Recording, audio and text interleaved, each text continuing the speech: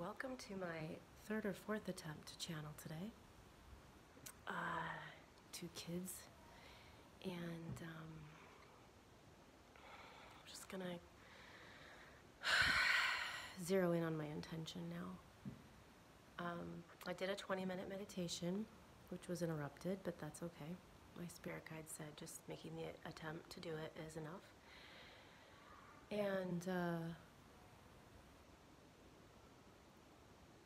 I do feel very ungrounded right now. We moved to Germany and we still are not settled. I just started driving 2 days ago, so anything I had to buy for the house really was a huge task, and most of the things had to wait just to like put pictures up, any sort of laundry baskets that would fit here that didn't fit there, stuff like that. So I feel ungrounded. Definitely I lost my gym, so my workouts are off, daycare's off, everything is still very scattered, and I'm feeling really insecure about that. Like, I feel like it's a reflection of my lack of discipline. And the meditation that I did was actually regarding discipline. It was holding a posture where when you inhale, you lengthen, and then you exhale, you pull your shoulders back and down and tighten your core, which I mostly focused on my shoulders. So I just feel like I've lost any gains that I made before our move in like getting in shape. And then Spirit said, don't really worry about getting in shape right now. Mostly what we want is for you to stay committed to some sort of breath work and meditation and inner awareness. So I guess right now the channeling I'm requesting is about that, that's the backstory, and what would my guides have me here so that I can stay on point with my intention to stay grounded and stay focused on my intention to be aware of my inner world, despite all the distractions of the children.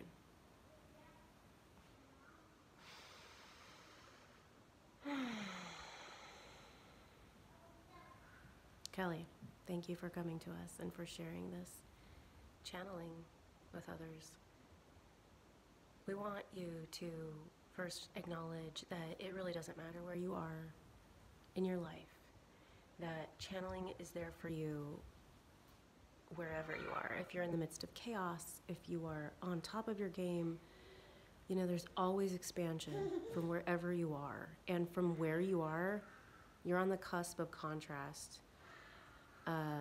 between the unwanted and the wanted, between the familiar and the new. You're always, see what I'm dealing with? You're always right there. And so it's always beneficial to channel because wherever you are, you're still on a disc. You're on a disc that repeats every day or every week or every month. Everything that you're experiencing is cyclical. And it's cyclical because it's programmed to be that way. The universe is designed on geometric shapes, and one of the most common ones is the spiral. And the spiral is a form that is used to keep you in a karmic loop. And you don't need these karmic loops anymore because you're ready to release these things. However, it's a little tricky because these tools are new to you and you don't really know how to use them yet, and you're exploring how to use these tools of healing. And when we say this tool to release your karma, it's forgiveness. How to use forgiveness with yourself. It is not the way that forgiveness has been taught in the past. It is a new form of forgiveness that is being understood by your generation of light workers. And as you get it internally, you'll psychically share it with others. And the way that this works is to acknowledge that what's going on inside you is expressed in your relationships. And all of the chaos that you're holding in your body, which came to you through a decision as a spirit before you were born, in cooperation with a council, you chose certain lessons to take on and to transmute in this human lifetime. And the way that they were programmed into you was your decision of astrological sign, family, culture, country, time. So you were born in 1979. You were born to this family. You were born of that family history. Or you have a DNA lineage. You have your karmic history. So all of that played into the decision of what lessons that you would take on in this lifetime. And you were so excited to do it. You were so excited to be like, oh, this is gonna be great. Oh my gosh, if I could check all of these karmic lessons off my list, then my soul is just gonna be like busted wide open. It's gonna be like done with this 3D, rebirth cycle and ready for another expansion into creation. And it's gonna be fun doing it because every single time every time I release one of these karmic lessons through forgiveness, my soul is gonna rejoice. And it's going to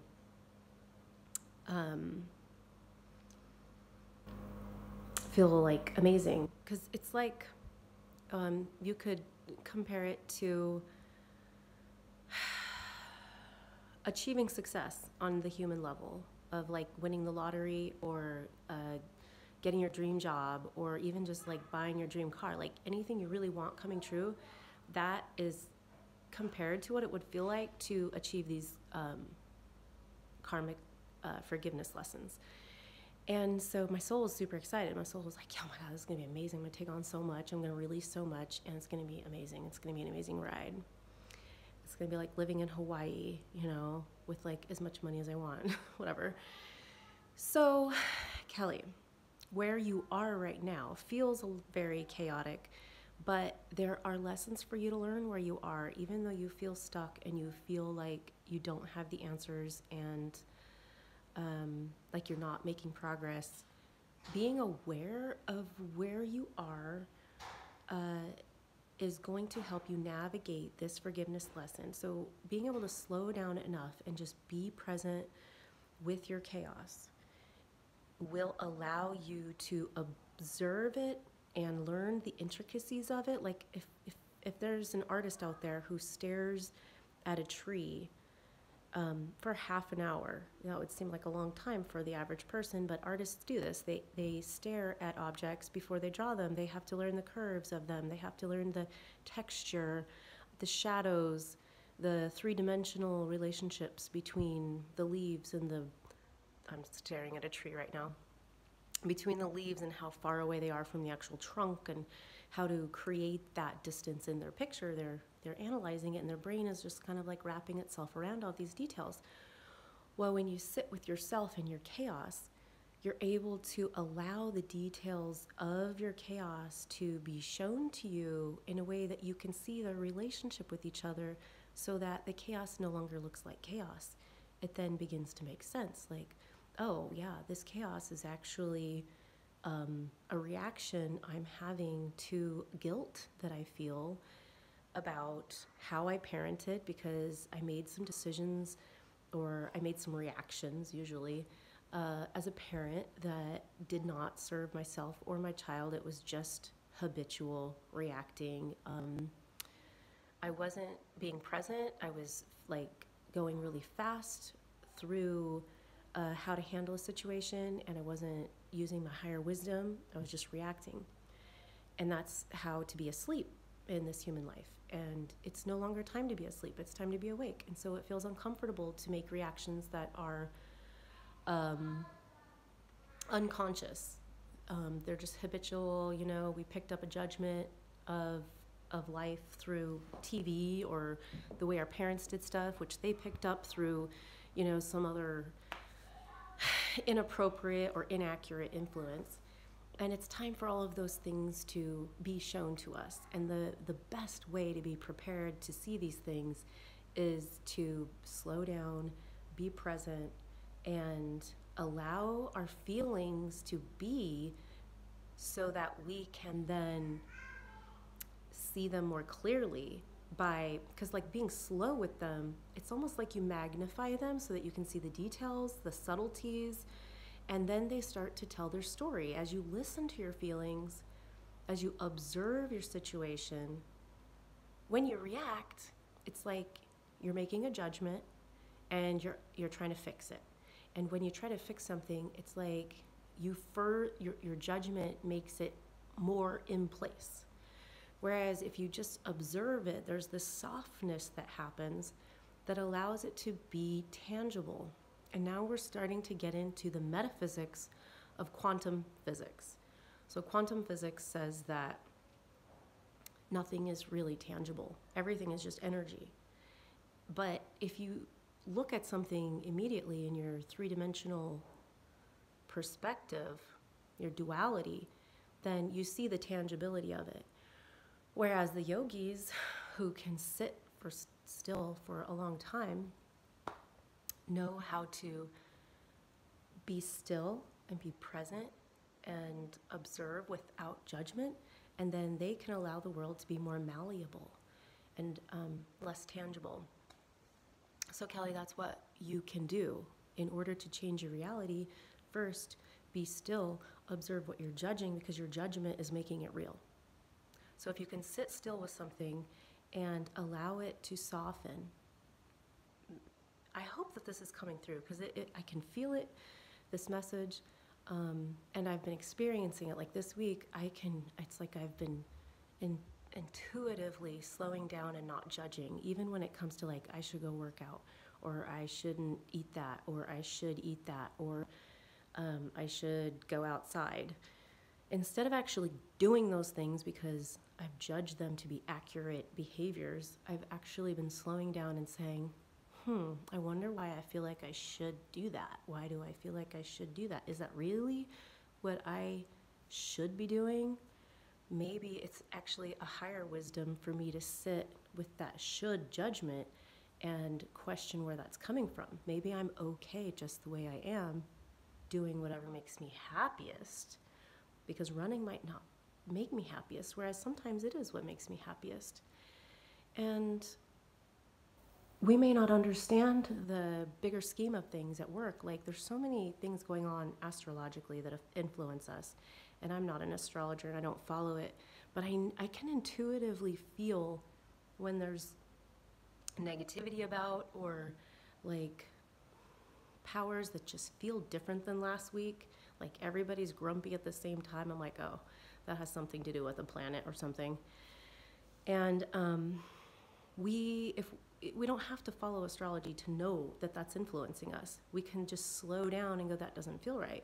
You know, I don't really feel like running today. I don't think that's what's right for my body, even though it's generally a good thing to do. So I'm feeling like I need to go check on the kids, because they were playing, but I feel like it's been a while. So I feel like this is complete. Also, this was to wrap up a why it's important to slow down and just be in the moment. Even if it's not a separate meditation, it's just a decision to not react so quickly, because in the reaction, we're keeping things the same. And when we slow down, which we learn through meditation how to do it, when we slow down, we catch our judgments, we question them, and maybe they're the right judgment. Maybe we will decide to make that judgment, but maybe there's something inside us that's trying to communicate to us another perspective that we could have on a situation.